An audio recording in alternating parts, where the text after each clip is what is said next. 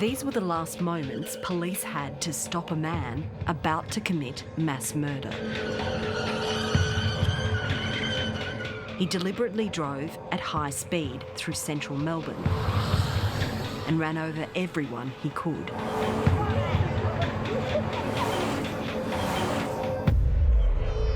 Six people were killed, including a 3-month-old baby and a 10-year-old girl. 27 were injured, some catastrophically. I'd seen him drive past me with the calmest look on his face. He had a cigarette in his mouth, and that was one of the most startling things to me, that he simply looked like he was just going for his Sunday drive on the road, but he was on a pavement mowing down pedestrians with no facial expression. His name was James Gargasoulas. He was a man with an extensive criminal record and a history of drug abuse and mental instability. I just don't understand why they couldn't stop him. I just don't understand how he couldn't be pulled off the streets. Systemic failures is an understatement.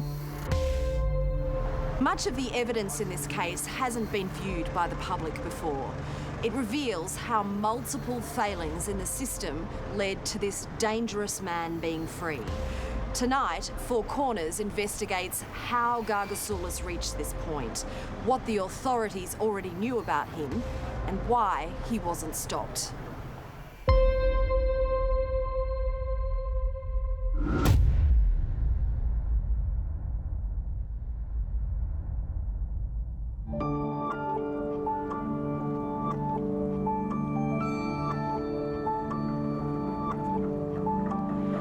Melbourne's weather, rain easing with a top today of 21. It's currently 18 degrees. On the 20th of January 2017, Melbourne woke up after a summer storm. For your safety, please remember to hold on. On the morning of the incident, I did the usual routine, caught the tram to work. It's a short walk from the tram stop to the office, and I suppose I was just looking forward to getting started.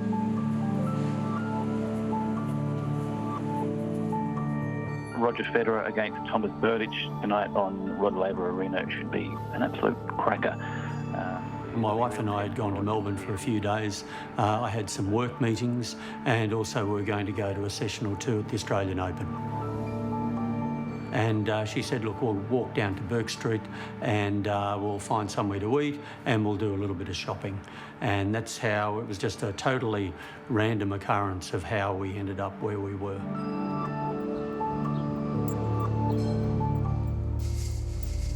Across town, a police drama was unfolding. A man had been stabbed by his brother outside their mother's public housing unit in Windsor. The assailant was on the run. Man is fighting for life in hospital after a fight with his brother. Good morning, team. Well, emergency services were called here to... Channel 9 was filming a live cross at the stabbing scene when a guy drove into shot. You can't hear his voice, but what he's saying is, "That's me they're looking for." It was James Gargasoulas. He was known to police. He was on bail for a string of offences. He believed he'd murdered his brother and had nothing to lose.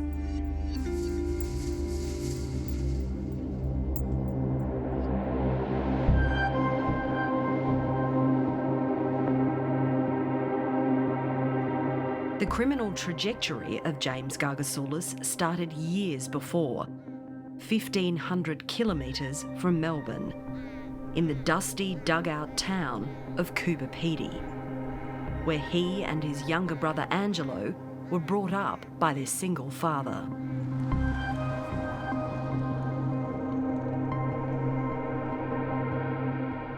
If you were to characterise your childhood, how would you describe it? One massive trauma. Just one big massive trauma. How many times would you say you and Jimmy were belted over the years? There's not even a number for that. There isn't really a number for that. Whether it be with a belt with a branch from the front yard, or a metal bar. It could have been anything. It could have just been picking us up and smashing our heads together at one stage. I remember that. The boy's mother lived in Melbourne. Sometimes she'd come up, but it was very rare. She'd come up sometimes for meant to be 2 weeks, but she'd last 2 or 3 days and she couldn't handle my dad and she'd leave. Court documents say James Gargasoulas started showing sociopathic tendencies from an early age. Jimmy was always like a special kid. He did special ed in school, so we always knew there was some bit of an intellectual disability with him. But when it started getting a bit noticeable and out of control was probably when he started smoking weed with his mates and started stealing my dad's cars. Jimmy was Jimmy. He was just a eccentric, sort of crazy kid.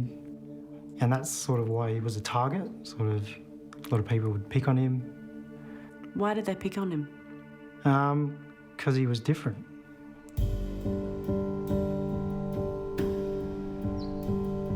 At age 14, Gargasoulas smuggled explosives to school to get back at the kids who'd been picking on him. I remember probably a week prior, he said something like, "I've had enough of this and I'm gonna do something." And then probably a week later, I remember the school was shut down. We were at school and they're talking about a bomb being brought in, and it was Jimmy with a whole heap of detonators. Ever since that incident, people, always knew him as a little crazy. Over the years, Gargasoulas posted a bizarre series of videos on his YouTube channel.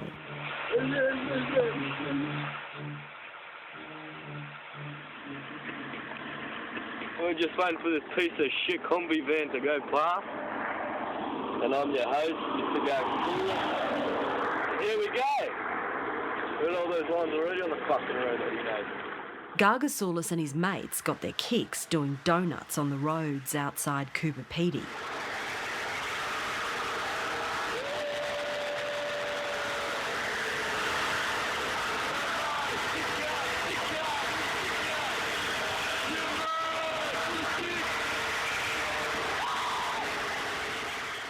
He was never aggressive to any of his friends.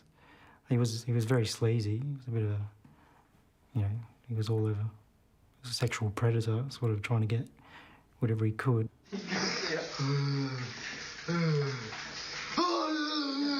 Angelo describes his brother as cooked on ice and capable of extreme violence, especially towards women. They were the most turbulent things I've ever seen. If you want to call them relationships, then it's ruined relationships for me forever. I've seen him drop a woman to the floor, drag her by her hair, kick her and punch her in the middle of the street, knock a woman unconscious completely.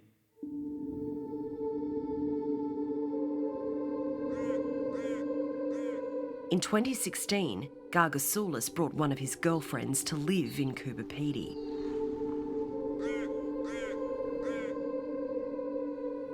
She was a nice person, bubbly personality. She was quite nice. I mean, it confounded me why she would be with someone like him. Later that year, as he followed his girlfriend's car along a highway, Gargasoulas deliberately crashed into her.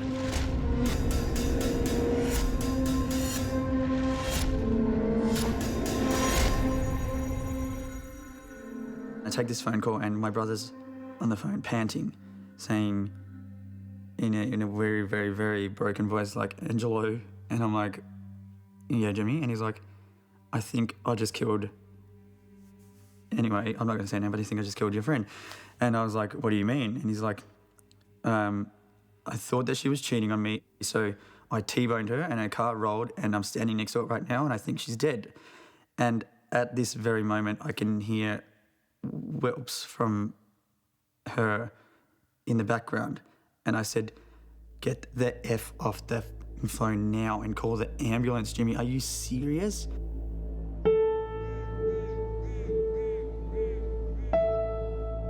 Gargasoulas' girlfriend spent 23 days in hospital with spinal injuries. His behaviour would only worsen. What did Jimmy Gargasoulas do for a living? He was a drug dealer, as far as I know. Anything else, I'm not really sure. And what did he deal? He dealt in marijuana, ice, as far as I know, anything. Cooper PD local John Boy Jelsic remembers a disturbing conversation with Gargasoulas. We were just, driving around, and he asked me, he was like, would you ever kill someone, if you needed to, like, say, over money or drugs or love or whatnot. And what did you say? I said no. Why would you even ask me that? He said he'd have no problem. Yeah, that's right. He wouldn't have a problem harming someone, even fatally so, if it needed to happen. Gargasoulas moved to Melbourne in late 2016, 3 months before the Bourke Street carnage. His criminal record now ran for 20 pages. It included driving while disqualified, reckless conduct causing injury, a fray, assaulting police, resisting police, and escaping custody.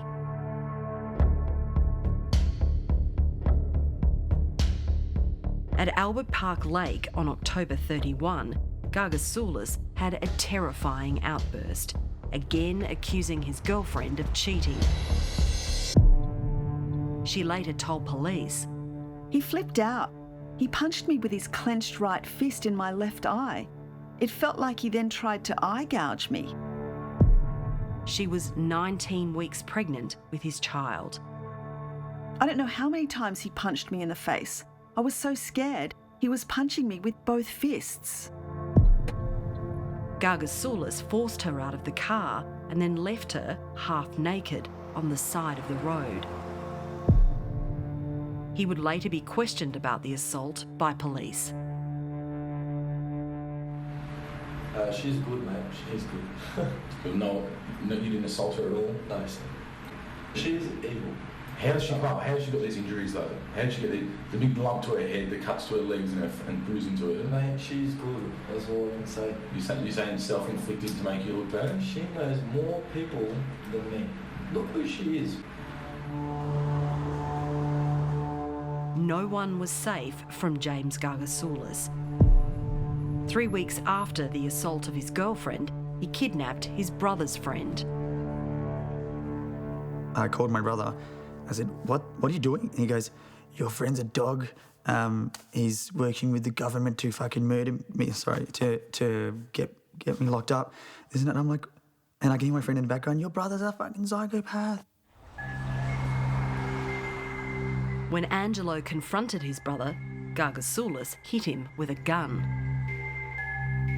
He actually then whacked me in the face with it, and he went to go pull the trigger, and I just at that point I was like, oh well, this is so messed up. After Gargasoulas threw a tyre iron, which smashed a taxi window, Angelo spoke to police at the scene. I'm like, you have to find this guy. He's fucking ruthless. Like, this is not just a matter of my safety or whoever he hates safety. It's going to be, and it has been, random people. That's what you said to the officer? Yeah, I said that to the police officer. I was random like, people. I said it's going to be, like, it's a concern for everybody. He's him, because I said he's got no regard whatsoever for the law, none at all. Police chased Gargasoulas that night, sirens blaring, but he sped off onto the wrong side of a major Melbourne road, forcing the police to give up the pursuit.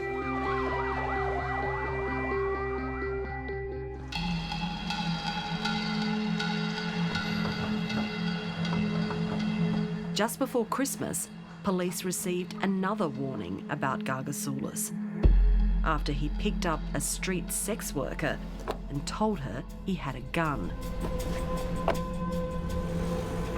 She spoke to Four Corners anonymously.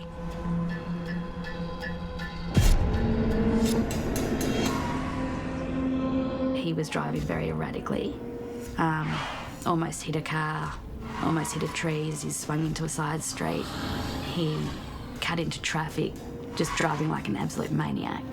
And that's when I realised it was probably ice that he was on, and my safety was at risk. He'd boasted to me that he had run from the police the night before on 3 occasions, that they had engaged in a chase on 3 occasions. And he said each time he was able to get away because he knew if he drove the wrong side of the street or aimed at people, they had to disengage the pursuit. She made an excuse to get out of his car, took down his licence plate and dialed 000. A sergeant was sent out to see her, but no action was taken. What is your full name and address? James George Gargasoulas. On January 14, 2017, Gargasoulas was arrested. It was 6 days before Bourke Street. At St Kilda Police Station, Gargasoulas joked around as police listed the many crimes he was to be charged with. James. You guys make a good team. Thank you. Maybe. James, you're going to be charged with, wait for it, conduct endangering life and serious injury, dangerous and careless driving, failing to stop a motor vehicle when requested, driving on the wrong side of the road, disqualified driving, willful damage, theft of motor vehicle, intentionally and recklessly cause injury, unlawful assaults. He was asked about his dangerous driving. What side of the road did you drive on? A little bit of the wrong side of the road. On St Kilda Road, just a little bit? Just a little bit. Why did you drive onto the wrong side of the road and take off at a fast rate of speed? I was heading to my mum's house. Why isn't it safe? Just tell me in your own words. What if I killed myself or a pedestrian? And so, but it wasn't about that. I felt like the police were against me.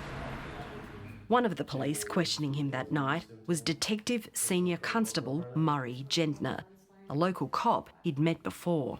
James, do you agree the time is 6:47 p.m? Yes. That is so cute. The middle one. Yeah. His responses to questions often sounded paranoid and delusional. Do you want me to be straight up, Mr. Gentner? Yeah. Yeah. Okay. So I've been deceived by some people, which are at the lower point of life. Yep. And they've told me that Mr. Gentner is after me to, get me killed. Which so they're saying that I wanted to get you killed. Yes. Mm-hmm. And you were trying to kill me. Secretly. And we're established that's not true, haven't we? Yes, we have. Yep. Yes. Secretly kill me, so you use others to get to me. Yep. I was told many other things, you know what I mean, just bullshit. Yeah. Gargasoulas was charged with 23 offences. Because it was after hours, a volunteer bail justice was called. Victoria is the only state that uses volunteers without legal qualifications to hear bail applications. This one was a teacher. Police opposed bail, but the bail justice disagreed. I still, to this day, don't know how he got bail, knowing what he did. It wasn't allegations. There was multiple witnesses. There was camera footage. There's repeat offending. There's so much to lock him up away. Like, it's like, why wait for him? Why? It could have saved so much lives. It could have saved so much drama. Four Corners has obtained the statement of the bail justice.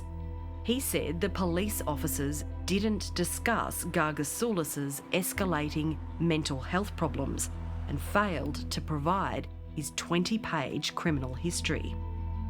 I am very angry that this information was not provided to me by the police in opposing bail.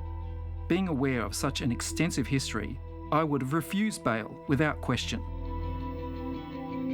The bail justice also said he observed a warm, jovial rapport between police and Gargasoulas. He said Gargasoulas implied he was a police informer and Gentner indicated that there was indeed an understanding. The police contradict some of the account of the bail justice and say they were shocked bail was granted.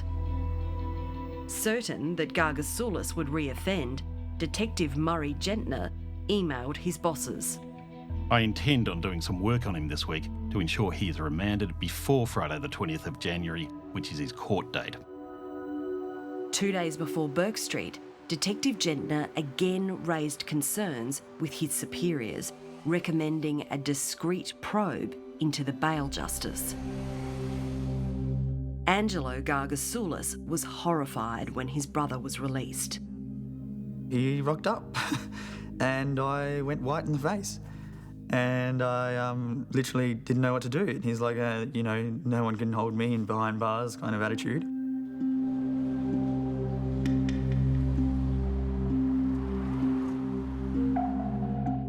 On the 18th of January, 2 days before Bourke Street, Gargasoulas went to St Francis Catholic Church in central Melbourne. Father Graham Duro heard shouting from below his window. And there was a man down there just near the front door of the monastery who, once he spotted me, said that he wanted to speak to me. And he said he wanted to talk to a priest. Father Duro went to meet an agitated Gargasoulas, who was captured on this CCTV. He said, I really want to talk to you about a revelation I've had from God. The world's going to end in a month's time, or sometime next month.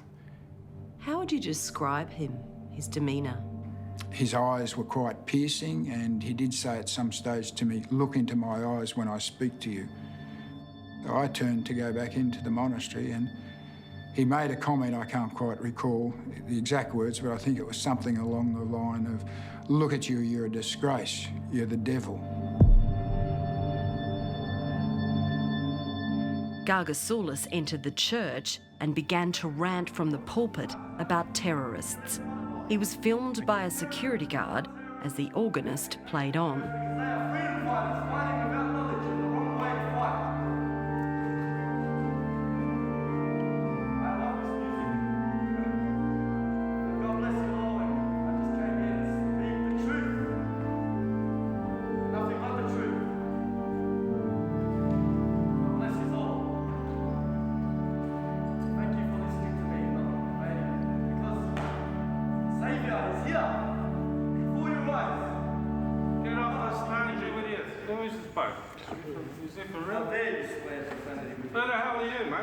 Get off there, will you? For goodness sake, you don't know where you're standing. You know, I have the God-given gift to even put you down and stand. Please sit. Unbelievable. You do not go against someone who's preaching, or not even preaching, but telling the truth. Because I know everything that's happening. Everything. The security guard called police. He was interviewed by 2 police out in the yard, and at some stage they went to check in, I think, do a check on him. And once he heard his name mentioned, he just dropped a paper that he was carrying and took off across the yard. When police ran a name check, they were told Gargasoulas was not wanted for any outstanding warrants, and so decided he was not a risk. They did not pursue him. But only 4 hours later, police were called again, this time from the unit block where Gargasoulas' mother lived. The CCTV shows Gargasoulas arriving at the apartment of his mother's then-boyfriend, Gavin Wilson. My brother asked him for his car keys, and then all of a sudden started burning a Bible in front of him when he said no. Gargasoulas attacked Wilson with the burning Bible. And then all of a sudden smashes his face with the Bible, apparently, and then tried to gouge his eyes out. Before police could arrive, Gargasoulas sped off in Gavin Wilson's maroon Commodore. It was the car he would ultimately drive all the way to Bourke Street. That night, Gargasoulas rang 000 repeatedly. Hello, caller. What address do you need police to attend? I don't need an address. I want to make a state emergency a worldwide emergency that there's a comet in the sky and that NASA should take a look at that because it's going to hit the Earth. Gargasoulas was regularly using large quantities of ice. He was in the grip of a drug-induced psychosis. They're trying to kill me so my brother can rule the world after this is fucking hit. And then all the rich people will go underground and blah, blah, blah. So fucking work that out, you dumb fuck. Well, you're not dumb. You need to fucking understand what the fuck is really going on. Why do you think the world is fucked up? Why do you think there's all lies and deceiving? Yeah, I'll be dead after this, hopefully not. Why will you be dead, James? Why? Because the comet will take me out because I have no safety. The following night, on January 19, CCTV captured Gargasoulas in the same car going through a McDonald's drive-through at St Kilda. He brought his meal over to the Dogs Bar across the road, but was asked to leave. I just heard a load of commotion. This was about 12:30, I think. A load of commotion, people screaming, glasses breaking, tables falling over. And obviously I turned around in shock, and I didn't really actually see him. All I just saw was the carnage. So he basically scraped his arm along the back of the fence, so he was on the outside of the fence, scraped it along and knocked everybody over, and all the glass and wine and whatever that were on the tables. So 3 tables went over, plus all the people with it. People had glass in their mouth, down their dresses, in their shoes, it was everywhere. He's standing in the middle of the road like this, just smirking at us and laughing. Just the look on his face, he just had a look of invincibility. To me, it was like, what is this madman doing? What is going on in this world? He just looked crazy. Yet again, police were called, but staff said they didn't come. He's out of control, but I just don't understand why they couldn't stop him.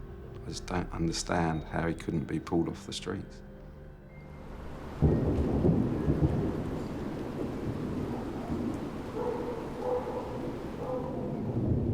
It stormed in Melbourne that night. Gargasoulas continued his rampage, arriving at his mother's apartment after 1 a.m.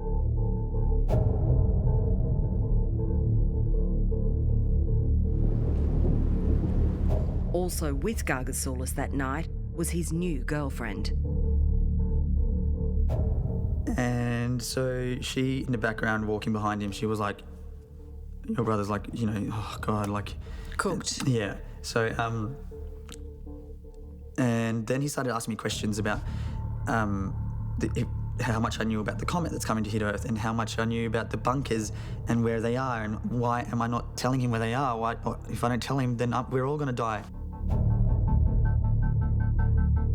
Just after 2 a.m, Gargasoulas and his brother left the apartment. As they reached the gate, James Gargasoulas pulled out a large kitchen knife. They saw my brother coming and then basically just go at it at me, and I remember losing consciousness and coming to from losing consciousness, and my head was against the front of the car tyre and the horn was just going off like crazy. Angelo tried to run, but his brother then stabbed him right through his chest.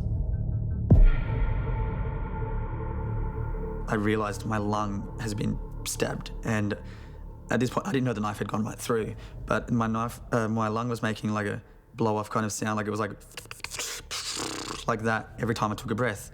And then I remember waking up and my brother was standing over me, my hand and my arm was hanging out in limbs, hanging out everywhere. And so he picked up the knife again and just grabbed me by the scruff of the hair and just went at it like a pineapple. For the fourth time in 9 hours, police were called. James Gargasoulas fled the scene, evading arriving police. Turning up to see friends that night, he told them, "Someone is following me, and if I see them, I will mow them down. I'm going to do something drastic, take everyone out. They can suffer the consequences. Watch me, you'll see me tonight on the news."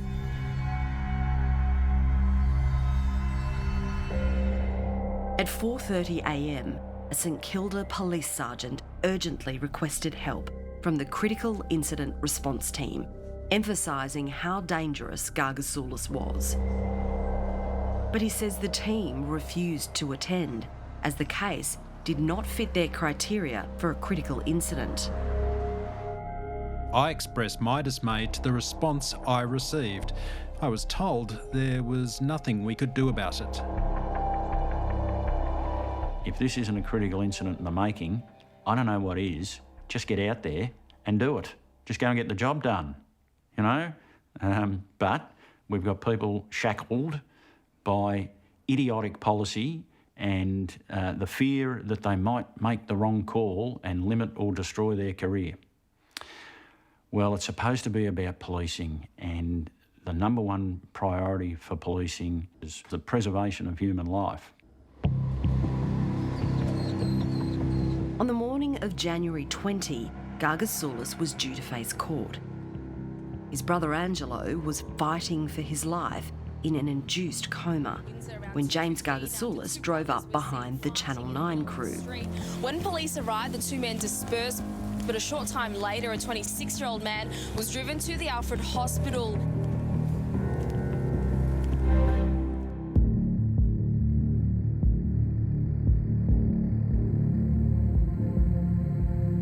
Three hours later, Gargasoulas was driving through South Melbourne when he realised police were following him. He had kidnapped his girlfriend. She begged him to stop. Gargasoulas pulled over, but as the officers got out of their car, he accelerated rapidly. He told his girlfriend, "If they catch up to me, I'm going to run down everyone in the city." 7 minutes later, a critical incident response team caught up with Gargasoulas. The police approached his car with firearms drawn. Gargasoulas pushed his girlfriend out onto the road, but he escaped again.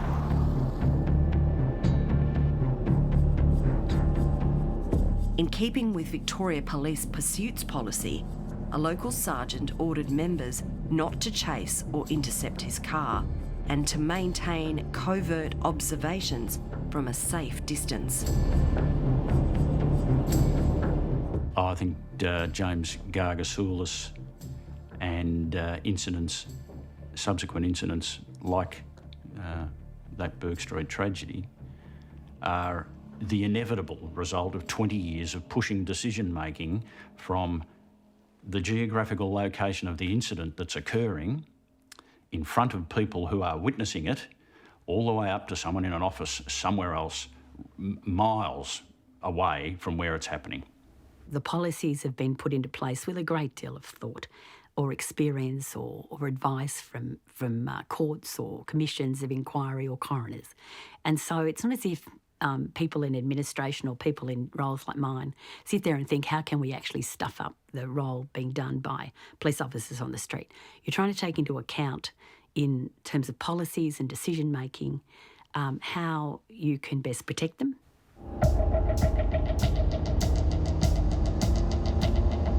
By midday, Detective Senior Constable Murray Gentner was on Gargasoulas' tail. Gentner sent him a text message. James, you have to call me now, bro. We don't have time.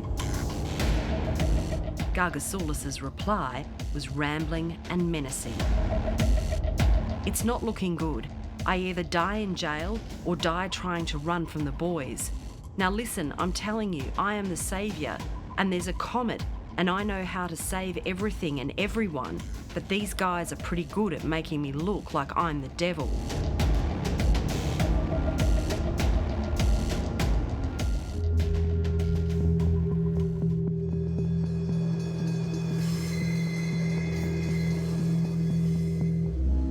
After again losing his police tail, Gargasoulas stopped at a building site in suburban Yarraville.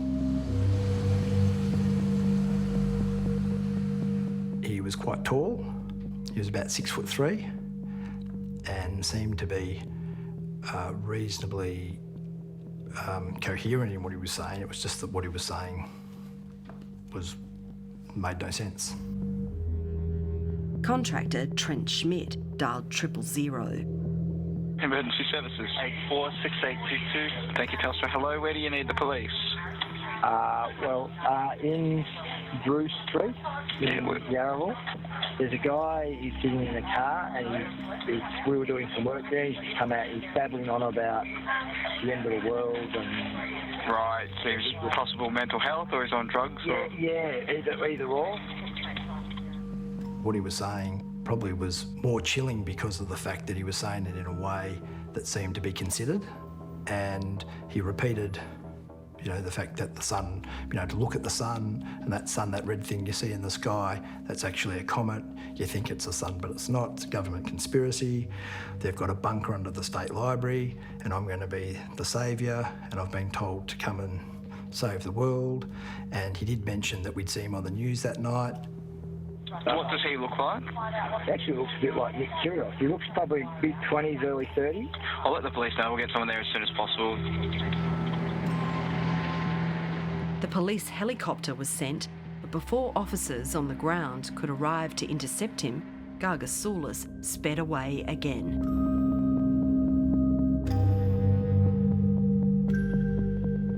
The streets only got one access in and one access out.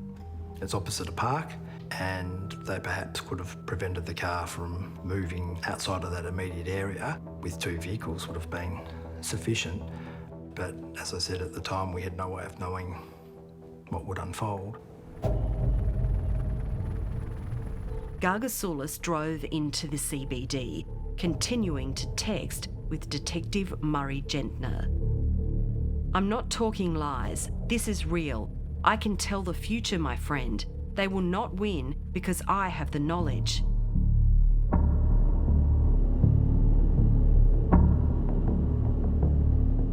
Over an hour and 19 minutes, the detective and the fugitive texted 33 times, with Gentner repeatedly asking him to pull over.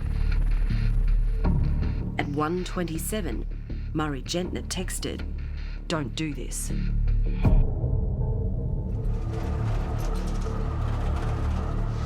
I saw a helicopter overhead and I heard this strange screeching sound. And I walked around the corner and saw a burgundy Commodore just doing burnouts.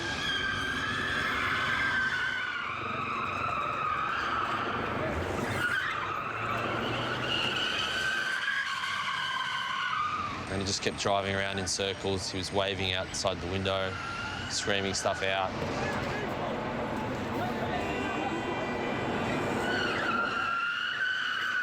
There was people sort of like spurring him on, and there was a couple of kids ran up to him and sort of swung a baseball bat.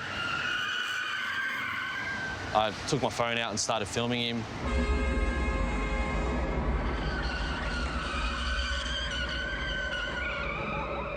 I noticed that there was unmarked cars sort of suddenly when there's 3 or 4 Commodores hanging around. That's when I noticed that there was, oh, okay, the police are here. I didn't think it was anything sinister. I didn't think it was anything, I just thought it was fairly innocuous. In one of the cars was Murray Gentner. At 1:32, he sent Gargasoulas one last text message. Stop. But he didn't. Gargasoulas kept driving down Swanston Street with police following. He picked up pace and mounted the footpath.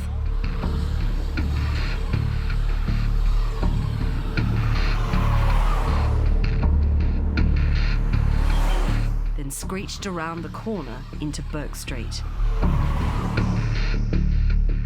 And there's this thud, thud, thud sound. And in my vision comes James Gargasoulas, and he's got this calm, surreal look on his face. He's got his two hands on the steering wheel, the cigarette.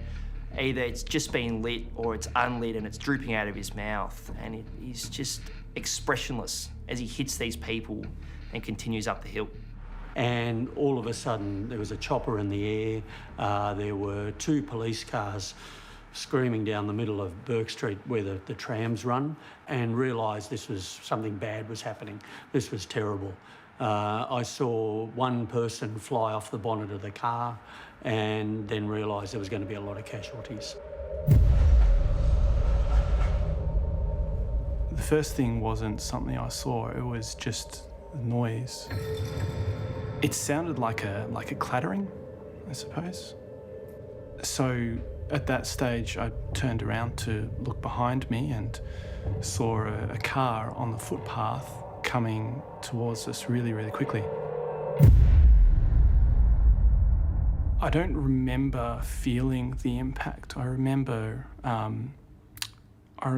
getting up from the ground afterwards, but it kind of collected me in my hip, and kind of threw me to the side. Former Victoria Police Commissioner Christine Nixon had just left a lunch when she narrowly avoided being hit.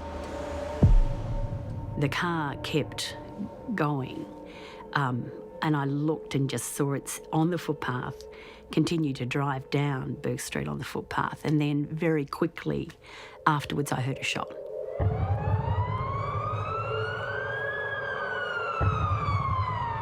Gargasoulas was on Bourke Street for 55 seconds. He hit 33 people before he was tasered and shot by police.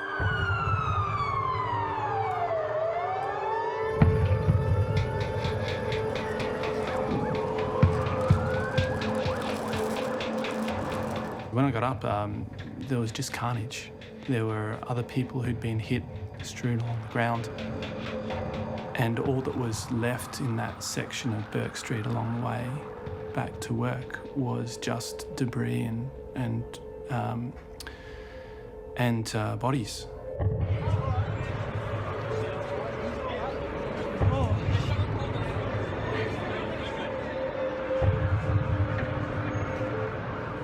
What I saw also on the corner was a pram, on the corner of Bourke and William Street, and I remember thinking, I hope there's not a baby in that. And so I went up to the pram.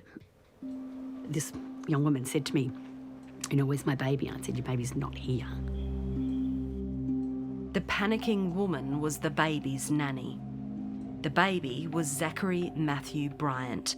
He was 3 months old. He was the youngest of the 6 people Gargasoulas murdered.